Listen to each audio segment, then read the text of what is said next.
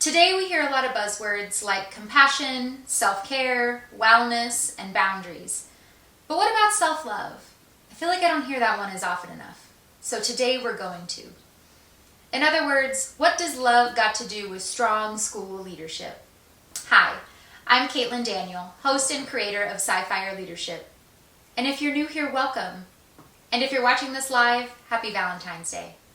I specialize in empowering leaders as they navigate how to best support mental health and well-being in our schools. In today's episode, we're exploring 3 ways self-love makes your leadership stronger. Let's get started.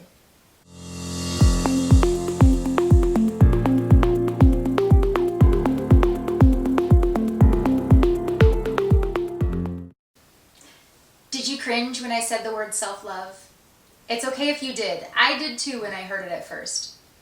Many people cringe when they hear self-love because they equate it to being egotistical or narcissistic. However, I'm here to let you know that self-love does not mean that you are selfish, narcissistic, or self-absorbed. Rather, in a world that admires selflessness and will take all that you are willing to give it, self-love helps protect your health, personal and professional interests, and long-term sustainability at work. Self-love is essential to your mental health and well-being. But what is self-love and how can it improve your leadership? In Psychology Today, expert Sharon Martin shares that self-love entails accepting yourself wholeheartedly, treating yourself with kindness and respect, and prioritizing your physical and emotional health. In short, self-love is a focus on your beliefs and attitudes towards yourself. And while there are some actions you can take towards embracing yourself fully, self-love is different than self-care. For example, self-care refers to specific, concrete actions that one can take to support their physical and mental health, whereas self-love is a mindset. Self-love is a mindset by which you use to examine your thoughts, feelings, and actions. And while loving yourself means seeing yourself in an overall positive manner, it does not mean that you have to see yourself in a positive light all the time. That would be unrealistic. It would simply be unsustainable. Rather, self-love means seeing your faults, failures, and challenging moments with a holistic, growth-oriented mindset. Self-love does not create this harsh binary of you being all good or all bad. Rather, it gives us a holistic understanding of how you've grown already, where you're at, and where you are continuing to grow on your leadership journey. With that said, here are 3 reasons why practicing self-love strengthens your leadership. Reason number 1, self-love increases your self-awareness. Because self-love is a mindset, in order to get into this mindset, you have to start practicing some introspection and reflection about your own thoughts and feelings and actions. When you do this, you build up your capacity with an understanding of yourself, thus increasing your self-awareness. And once you have a clearer view on how you feel, you think, and you act, and how this affects your leadership approach, it can give you a window into how your leadership is impacting others in your life. Self-awareness can also help us navigate other things that we're probably doing or may need to do to support our mental health while at work, or to support others, which could include boundaries, expectations, realistic goals, values, ideas, how you collaborate, basically all the elements that do influence your leadership approach. And it can give you a glimpse into how that approach affects others within your school community. Reason number 2 is self-love helps build relational trust. This could be between you and your leadership team, or you and your educators and school staff, or you and your parents and students that you serve in your larger school community context. When we practice self-love and we get a window into how we see and understand the world, we can hopefully bring a little bit of our authentic self into the workplace.